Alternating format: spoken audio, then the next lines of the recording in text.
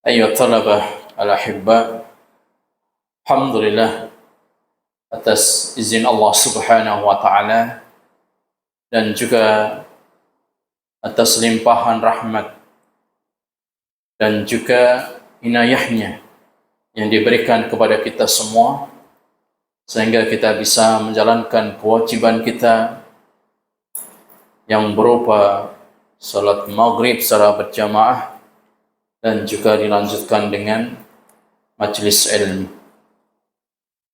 InsyaAllah pada kesempatan malam ini kita akan melanjutkan kajian kita dari syarah kitab Hilyatul Thalabil Ilmi, hiasan bagi penuntut ilmu yang harus dimiliki bagi seorang talib ataupun talibah pada dirinya sendiri, sebagaimana Syekh Bakar Abu Zaid rahimahullah, beliau pernah menyampaikan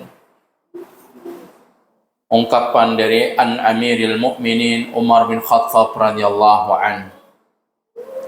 Dari Amiril Mukminin Umar bin Khattab radhiyallahu an, beliau pernah mengatakan, "Ahabbu ilayya an andura al-qari abyadu thiyab." Sesuatu yang paling aku cintai, yang paling aku sukai adalah melihat seorang qari, orang yang membaca, yaitu memakai pakaian yang berwarna putih. Ay li'adzima fi nufusin nas. Tujuannya adalah untuk memuliakan pada diri manusia. Fayu'adzimu fi nufusihim ma ladaihi minal haqqi wan nas. Sehingga mereka pun memuliakan pada diri-diri mereka tentang adanya kebenaran dari dan juga manusia. Jadi dengan memakai pakaian busana, gamis, jubah yang berwarna putih, sehingga ini bisa menampakkan syiarnya dan juga bisa nampak secara madhar, secara zahir, bahwa orang itu akan dimuliakan oleh manusia. Sebagaimana ungkapan dari Syekhul Islam Ibn Taimiyah rahimahullah, "Ka'asrabil qutah majbulun ala tashabbuhi ba'dihim bi ba'd." Ya. Jadi sebagaimana al-qutah, burung merpati, itu yang berwarna putih dan indah dipandang, satu dengan yang lain akan sama, akan serupa.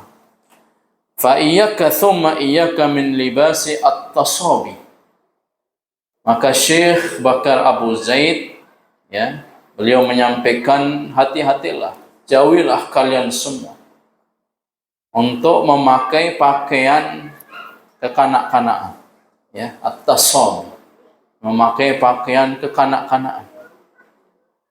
Ammal libasu ifranji, dan juga pakaian ifranji. Jadi pakaian ifranji itu pakaian yang biasa dipakai oleh orang-orang barat, orang-orang Eropa, memakai jas, dasi.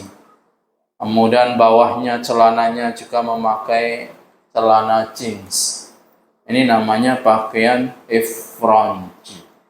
Kosakata baru, mufradat baru. Pakaian ifranji itu pakaian yang biasa dipakai oleh orang-orang barat. Wa ghairu hafin 'alaika hukmuhu, wa laysa ma'na hadha idza atati bil libasi mashwi, lakinnahu al-iktisad fil libas bi rasmi syar'. Tufatu bisamti as-salih wal huda al-hasan. Jadi nanti ini juga akan dijelaskan oleh Syekh Muhammad bin Shalih Al-Utsaimin rahimahullah, bagaimana sepatutnya, seyogyanya seorang talib untuk memakai pakaian.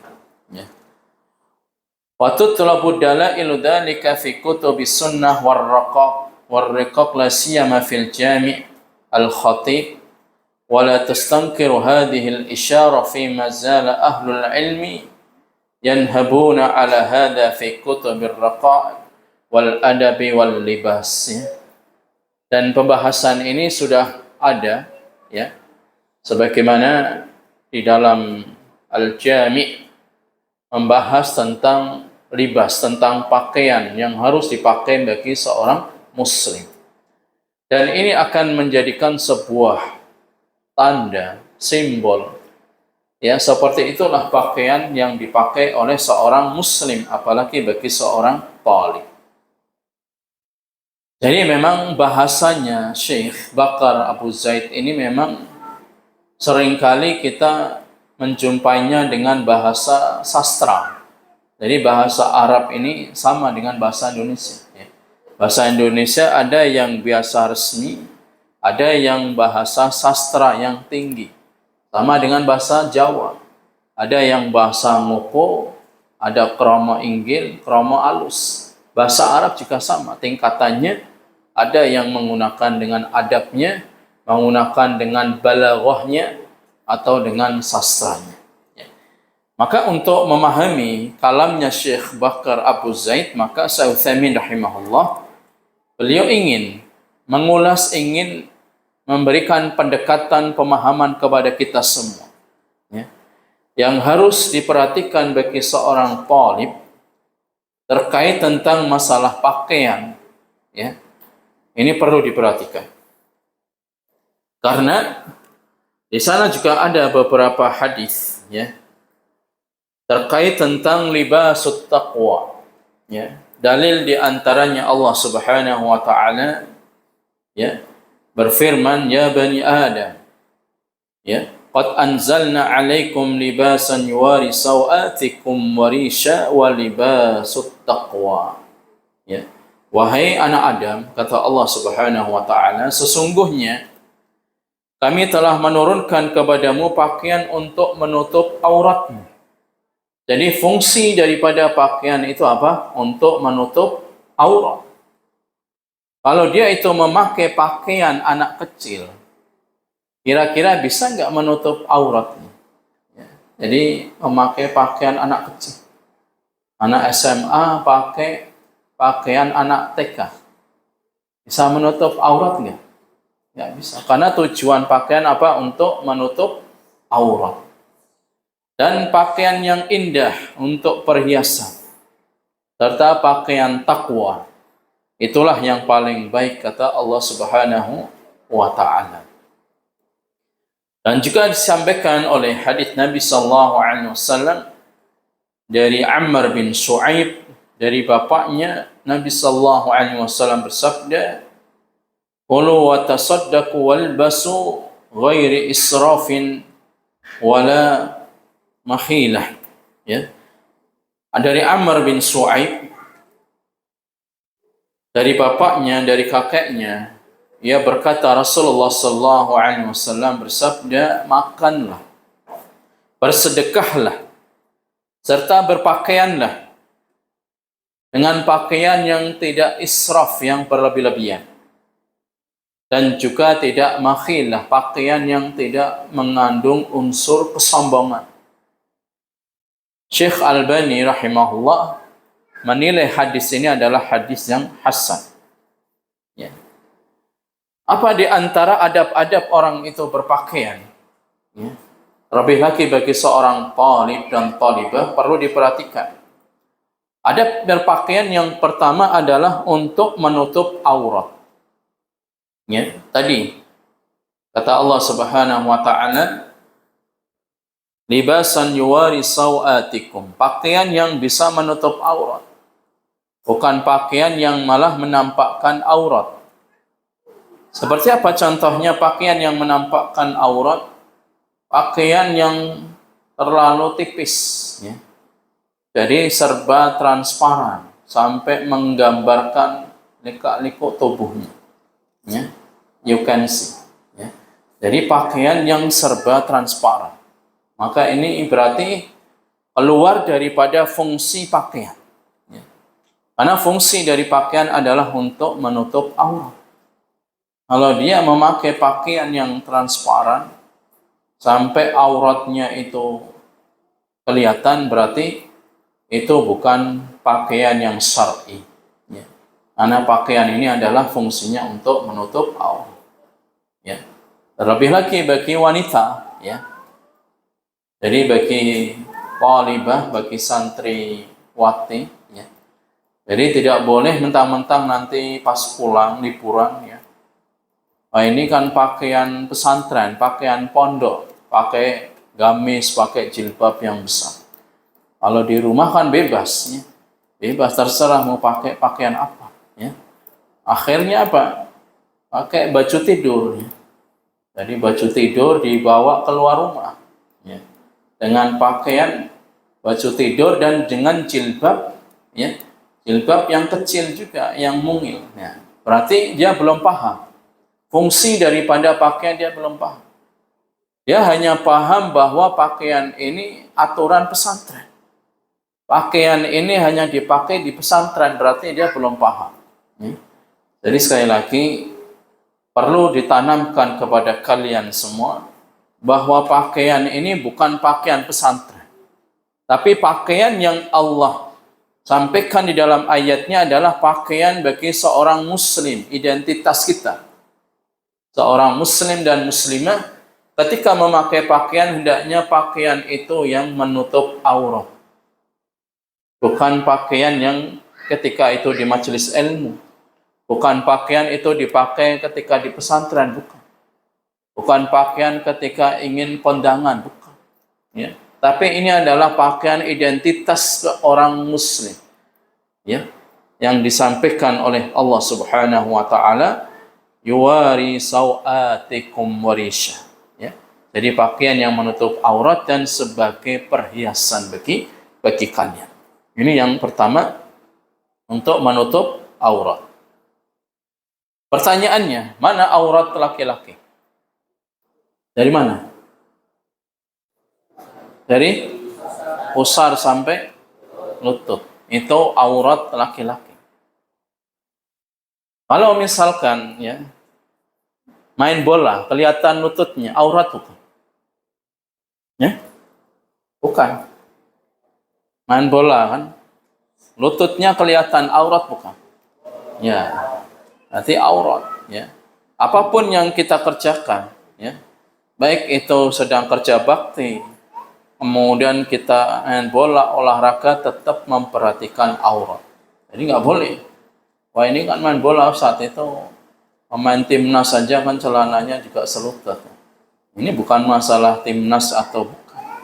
Ya. Ini masalah syar'i yang harus kita pahami. Ya. Begitu juga dengan akhwat, gitu ya, santriwati. Ya. Harus mengetahui aurat. Mana aurat wanita? Kan ditanya aurat wanita itu dari mana sampai mana? Mana aurat wanita? Batasan aurat wanita itu dari mana?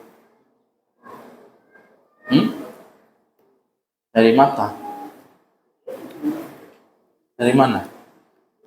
Tangan. Apa? Semuanya, ya. Jadi wanita ini semuanya aurat kecuali apa? Kecuali kedua telapak tangan dan wajah. Karena wajah ini khilaf di antara para ulama. Ada yang itu mengatakan aurat sehingga wajib menutup niqabnya, ya, dimanapun ia berada. Ada juga yang mengatakan wajah itu bukan aurat. Ya. Tapi kalau wajah ini menimbulkan fitnah, maka perlu ditutup. Gitu. Jadi ini kalau tangan itu bukan aurat. Ya. Tapi kalau tangan itu dibungkus, ya, dipakai kufas, ya, sarung tangan, maka itu pun juga lebih baik. Jadi kita harus tahu, ya, aurat laki-laki tadi dari pusar ma baina surah ila rukbatain, antara pusar sampai kedua lutut. Adapun wanita ini semuanya itu aurat kecuali wajah dan kedua telapak tangan. Kalau telapak kaki aurat bukan? Aurat, ya. Jadi harus ditutup. Keluar kompleks, keluar rumah, kalian harus menutup telapak kaki dengan jawrab, ya, dengan kaos kaki. Ini harus paham, ya. Jadi bukan aturan pesantren, tapi ini adalah aturan syariat. Ya. Jadi aturan syariat Islam seperti itu. Kemudian terkait tentang masalah pakaian, ya. Jadi laki-laki ini diharamkan untuk menyerupai, ya, wanita. Pakaian wanita begitu juga. Wanita tidak boleh memakai pakaian menyerupai laki-laki. Kenapa? Karena itu ada larangan dari Nabi sallallahu alaihi wasallam. Dari Ibnu Abbas radhiyallahu anhu maqal la'ana Rasulullah sallallahu alaihi wasallam al-mutasyabbihina minar rijal bin nisa' wal mutasyabbihati minan nisa'i bir rijal. Rawahul Bukhari.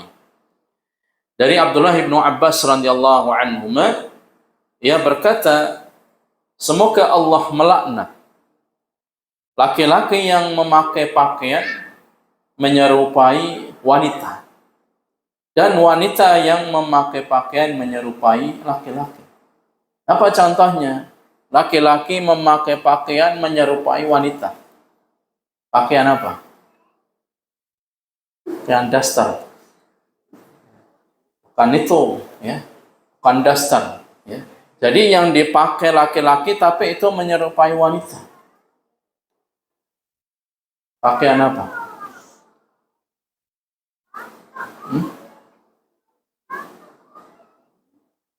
Ahmad.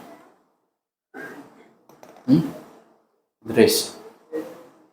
Nggak tahu. Pakaian laki-laki yang menyerupai wanita.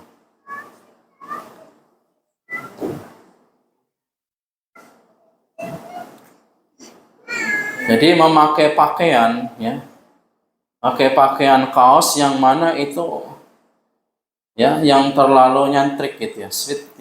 Jadi pas di baju, di badan gitu, sampai pusarnya itu kelihatan, ya. Jadi pakaian, jadi pas di badan aja dia. Jadi hanya sampai pundak, kemudian sampai pusar. Nah, itu kan pakaian menyerupai wanita. Maka itu dilaknat oleh Allah Subhanahu wa ta'ala. Atau memakai celana. Celana yang biasa dipakai wanita. Ya. Celana apa? Ya. Jadi celana yang benar-benar sampai kelihatan, ya.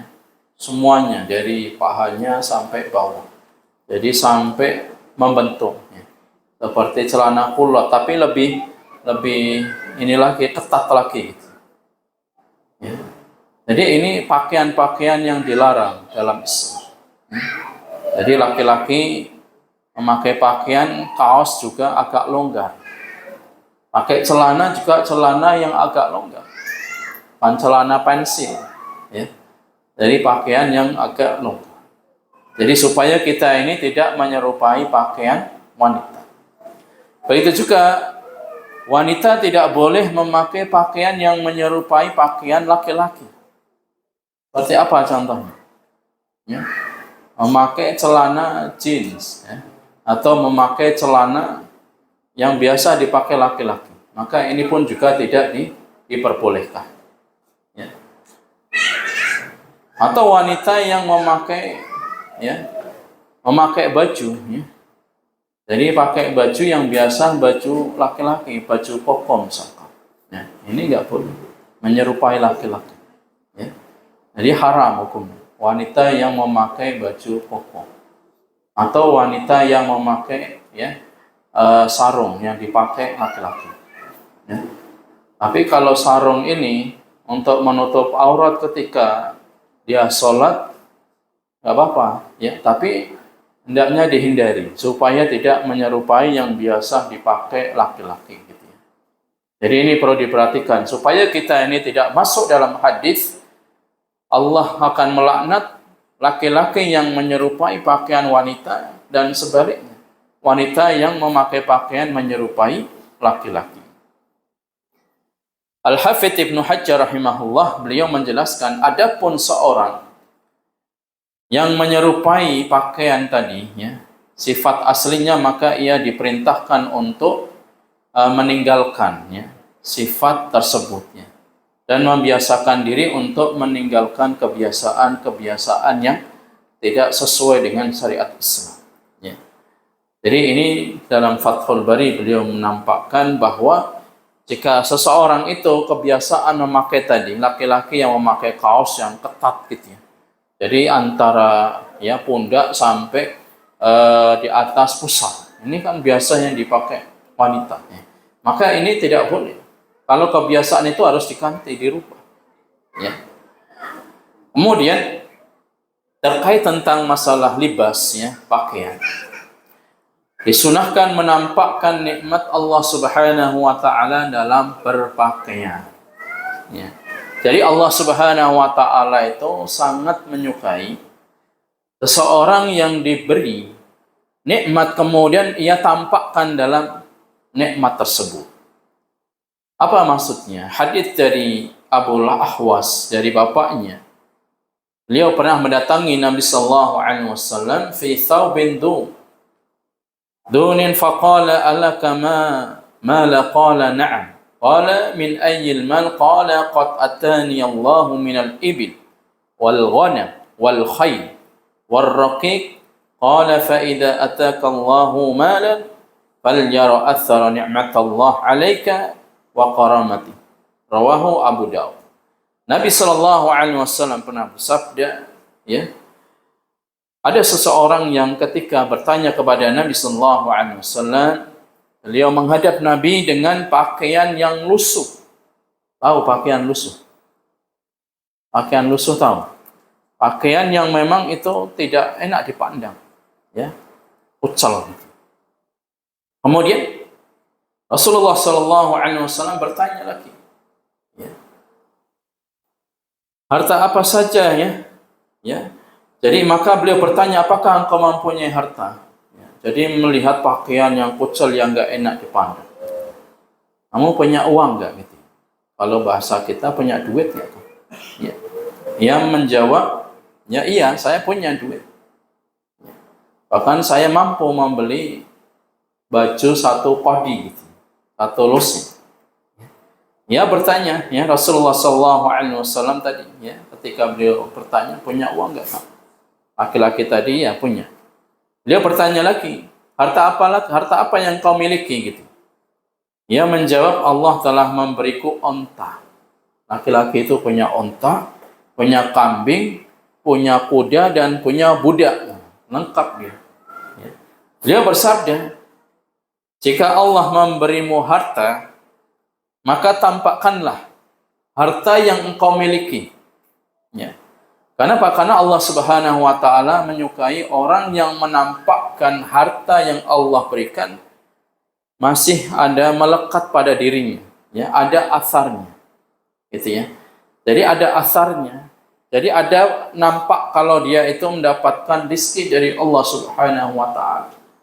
Bukan ketika dia itu punya uang duit, ya, punya duit banyak, ya, punya kendaraan bagus. Tapi pakaiannya enggak diperhatikan, ya. Jadi pakaian bolong-bolong semua dipakai. Ya. Kenapa kamu pakai kaos ini? Zuhud Sat. Nah, ini bukan tempatnya. Bukan zuhud seperti itu. Bukan orang zuhud itu terus pakai pakaian yang compang-camping. Pakai pakaian yang 1 minggu tidak dicuci. Bukan itu. Ya. Sampai pingsan semua teman-teman. Ya. Jadi bukan itu. Ya. Jadi pakai pakaian yang luas. Pakaian yang rapi, yang bagus, tidak harus baru memang. Tapi kalau kita mendapatkan, ya, mendapatkan rezeki dari Allah, ya, nggak ada salahnya kita untuk menampakkan tadi, Allah memberi rezeki kepadaku dan aku belikan pakaian. Ya. Dan seperti itu bagi seorang talibah, untuk memperhatikan penampilan itu penting. Ya. Jadi jangan sampai, ya, ketika orang itu enggak punya, kemudian dia menampakkan, ya, pakaian kucel, lusuh, ya. Jadi yang dilihat kok pakaiannya itu terus, ya. Ketika ditanya, kamu punya pakaian lagi? Ya punya, tapi kenapa yang dipakai warna marun terus misal? Padahal dia masih banyak pakaian lain. Ya. Artinya, ya kita ini memakai pakaian, ya, dan juga kita menjaga penampilan itu penting. Dalam Islam itu Nabi Shallallahu Alaihi Wasallam menanyakan kepada orang tadi, apa kamu punya harta? Sampai dia mengatakan ya punya kuda, punya onta, punya kambing, punya kuda. Ya. Kemudian kenapa kamu pakai pakaian ini? Pakaian yang kucel, lusuh, ya. Pakaian yang mungkin ya kalau pakai sarung itu ngeper ya, tahu ngeper. Jadi mentul-mentul gitu, pakai sarung karena kelihatan nggak pernah ganti. Ya. Jadi 1 bulan ya nggak pernah ganti sarung. Nah, ini juga tidak diperbolehkan dalam Islam. Ya. Karena dalam hadis Nabi Shallallahu Alaihi Wasallam menyampaikan, Innallaha jamil yuhibbul jamal. Allah itu maha indah dan menyukai keindahan. Ya. Jadi orang yang memakai pakaian yang bagus, pakai kendaraan yang bagus, pakai sandal yang bagus itu bukan orang yang sombong. Ya. Karena ada pernah seorang yang bertanya kepada Nabi, ya, apakah ketika orang itu menampakkan dengan apa yang dimiliki itu termasuk sombong? Ya. Bukan itu. Orang yang menyukai fashion, yang memakai pakaian yang bagus, ya, kemudian memakai sandal yang bagus, kendaraan yang bagus, ini bukan orang yang sombong. Karena definisi sombong adalah battarul haq wa ghamtun nas. Sombong itu artinya menolak kebenaran. Ketika dinasihati dia tolak kebenaran. Itu sombong. Wa ghamtun nas, dan merendahkan manusia, itu definisi sombong yang disampaikan oleh Rasulullah SAW. Jadi ketika orang yang diberi nikmat dan dia beli pakaian yang bagus, beli tas yang bagus, beli aksesoris yang bagus, sewajarnya, maka Allah suka dengan orang yang menjaga penampilan itu tadi. Ya. Jadi bukan dengan penampilan yang tadi, ya. Penampilan yang 1 bulan, 1 pekan, 1 minggu, ya, yang dipakai itu terus, ya. Istilahnya pakaian ringgu, ya. Jadi garing tinggu garing, cuci tinggu garing. Nah, itu bukan pakaian yang seperti itu. Jadi dipakai, cuci, besok pakai lagi, keringnya cuci, pakai. Jadi ganti, punya pakaian yang lain pakai. Jadi pakaian itu bukan untuk disimpan, tapi dipakai. Ya. Jadi pakaian yang menutup aurat, pakaian yang rapi, yang bagus, itu yang dicintai oleh Allah Subhanahu wa Ta'ala. Jadi sekali lagi, Allah itu maha indah dan Allah menyukai keindahan. Ya. Jadi jangan terus azakan santri, ya. Nggak ada yang memperhatikan saya, ya. Karena di kelas pun juga laki-laki semua, nggak ada yang perhatian sama saya. Sehingga rambutnya acak-acak, ya. Pakaiannya yang penting dipakai, ya. Mau dipakai buat tidur, ya, dipakai buat ngaji, dipakai buat sholat, nggak pernah ganti. Yang penting pakai pakaian, ya. Jadi nggak bisa seperti itu, ya. Jadi tetap kita ini pakai pakaian, maka ketika tidur pun juga ada baju tidur, ya. Ketika masuk kelas ada baju di kelas. Kita sholat juga ada pakaian, gunakan untuk sholat seperti itu, ya. Jadi sekali lagi kita untuk memperhatikan, ya, tampilan yang bagus, ya. Jadi rambutnya tidak acak-acakan, ya. Jadi bukan ketika keluar kompleks, ya, keluar pesantren baru jaga penampilan, PKBM baru jaga penampilan, wah ada yang perhatian, dandan. Yang tadinya nggak mandi jadi mandi, yang tadinya rambut acak-acakan jadi ya disisir. Ini nggak seperti itu, ya.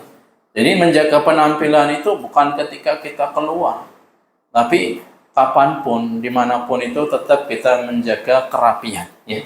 Jadi kita selalu menjaga kerapian, ya, menjaga perkara-perkara yang enak dipandang oleh manusia. Jangan sampai kita ini punya uang sehingga diremehkan oleh orang lain, ya. Kamu kucel, ya. Kamu kismin, ya, nggak punya baju yang bagus, ya. Jadi jangan sampai seperti itu. Kemudian di antara pakaian yang haram, ya, itu menyeret kain menjulurkan melebihi mata kaki bagi laki-laki. Atau artinya apa? Isbah, ya. Karena Nabi sallallahu alaihi wasallam pernah bersabda, hadis dari Abu Hurairah radhiyallahu anhu, la yanzurullahu yaumal qiyamah ila man jarra izzarahu batara, ya.